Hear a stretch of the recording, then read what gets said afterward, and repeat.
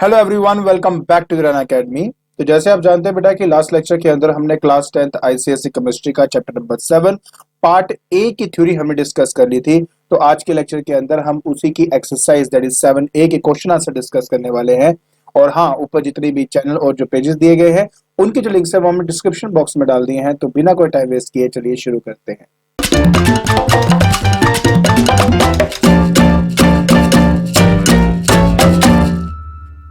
तो देखिए बेटा, ये हमारा सबसे पहला क्वेश्चन है। कहता है name the three classes in which the elements are classified and which was the first metal used by man. देखिए सिंपल सी बात आपको बताया तो बेटा कि हमारे पास जितने भी एलिमेंट्स अभी तक हमें पता है उसको हमने तीन कैटेगरी में बांटा है। सबसे पहले हमारे पास मेटल होता है, फिर हमारे पास नॉन मेटल है, और तीसरा होता है बेटा मेटलॉइड्स। ठीक है, तो ये तीन तरह के आपके क्लासेस है।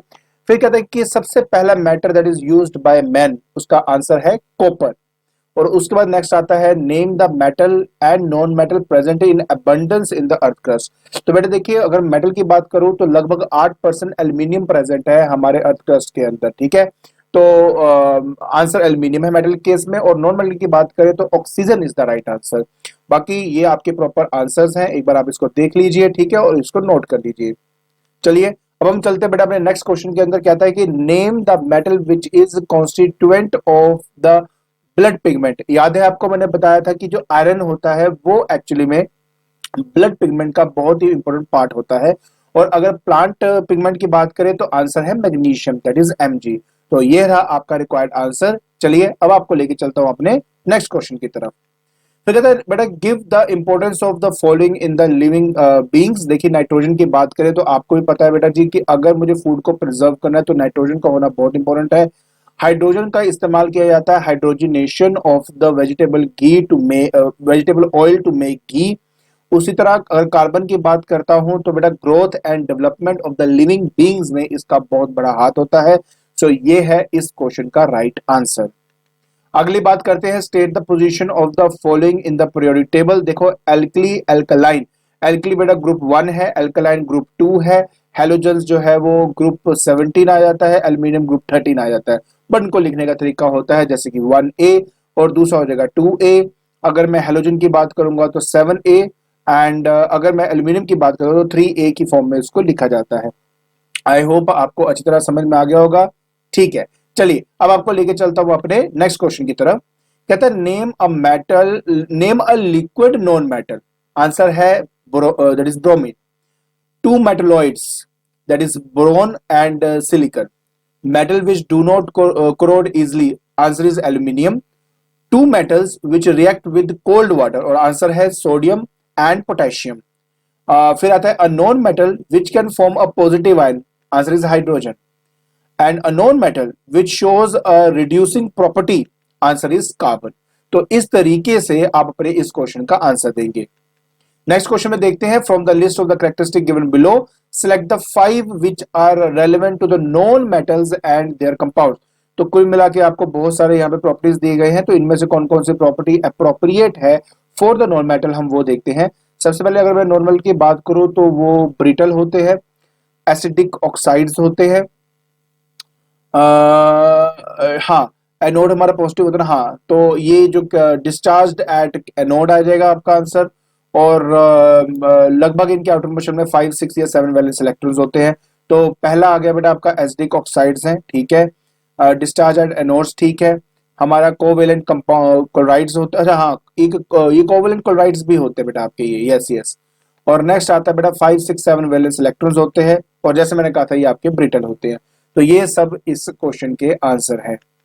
अगली बात करें, why are the alkali metals kept in the kerosene oil. Simple सी बात है कि एल्कली मेटल जो होते हैं वो हाईली रिएक्टिव होते हैं नेचर के अंदर। तो वो मेरे आसपास के oxygen, carbon dioxide, water vapour या किसी और रीजन के साथ रिएक्ट ना कर सके, इसलिए उसको इनर्ट सॉल्वेंट में रखा जाता है, जो कि इस केस में केरोसिन ऑयल होता है। Why is hydrogen kept in the metal activity series.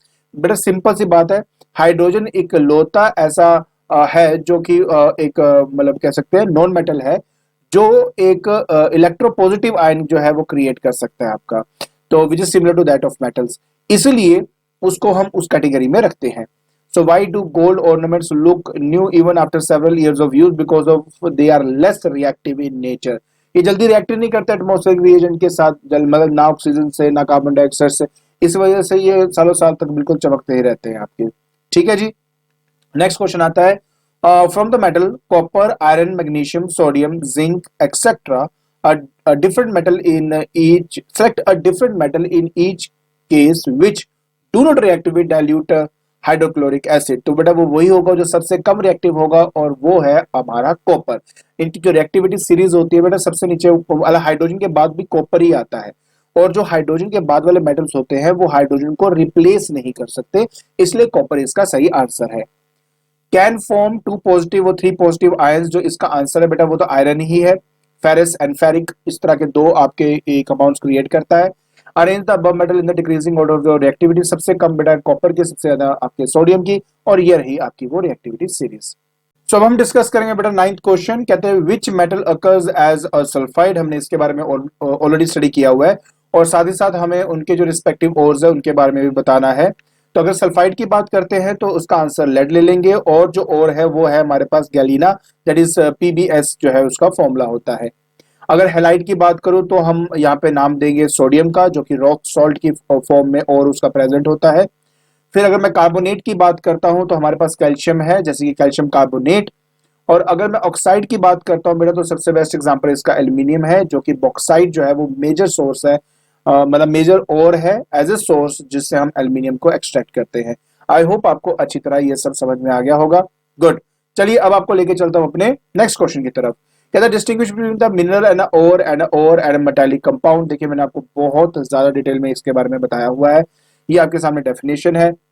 एक बार आपके लिए मैं रीड कर देता हूं। कहते हैं मिनरल एंड एन ओर का मतलब होता है mineral are the natural occurring compounds of metal, जिनसे बेसिकली हम अपने मेटल्स को एक्सट्रैक्ट करते हैं, लेकिन उसके साथ सॉइल, डस्ट, लाइमस्टोन जो रॉक है वो उसमें मिक्सअप होता है। और उन पर्टिकुलर मिनरल्स को कहा जाता है जिनका इस्तेमाल किया जाता है कमर्शियली हमारे मेटल को एक्सट्रैक्ट करने के लिए, वो भी लेस एफर्ट के साथ। ठीक है। और नेक्स्ट केस में बेटा ओर एंड मेटालिक कंपाउंड। तो मेटालिक कंपाउंड डिस्कस कर लेते हैं। मेटालिक कंपाउंड उन कंपाउंड को कहा जाता है जिनके अंदर एक या एक से ज्यादा जो मेटल के एलिमेंट्स होते हैं। तो एक एग्जांपल दे देता हूं, AgNO3, तो ये आपका एक मेटालिक कंपाउंड हो गया। ठीक है, आगे चलते हैं। कहते हैं कि which metal can be extracted from each one of the following. और बॉक्साइड हमें पता ही है एल्यूमिनियम होता है बेटा आपका। ठीक है। तो अगर मैं कैलामाइन की बात करता हूं तो जिंक होता है, हेमाटाइट की बात करूं तो आयरन होता है। इसके बारे में लास्ट लेक्चर के अंदर ही हमने बहुत डिटेल में स्टडी किया हुआ है। नेक्स्ट हमारे पास आता है कि बेटा एक्सप्लेन द फॉलोइंग टर्म्स। मैं ऑलरेडी और के बारे में बता चुका हूं, और बेसिकली उन मिनरल्स को कहा जाता है जिनका इस्तेमाल किया जाता है कमर्शियली हमारे मेटल को एक्सट्रैक्ट करने के लिए, वो भी मिनिमम एफर्ट के अंदर। और गैंग एक्चुअली क्या होता है कि मिनरल जब भी हमें मिलता है तो उसके अंदर सैंड, डस्ट, है ना, ये जो सिलिका, ये सब मिक्सअप होते हैं। तो इन्हीं अर्दी इंप्योरिटीज को ही हमने गैंग का नाम दिया। आई होप आपको ये सारे क्वेश्चन और उनके आंसर समझ में आगे होंगे। ठीक है, तो आज के लेक्चर के अंदर हमने एक्सरसाइज 7A के जितने भी क्वेश्चन आंसर है वो हमने डिस्कस कर लिया है। आई होप आपको ये क्वेश्चन और उनके आंसर समझ में आगे होंगे। और अगर आपको मेरी वीडियो पसंद आ रही है तो please like it, share it and subscribe it. आज के लिए बस इतना ही। Thank you so much.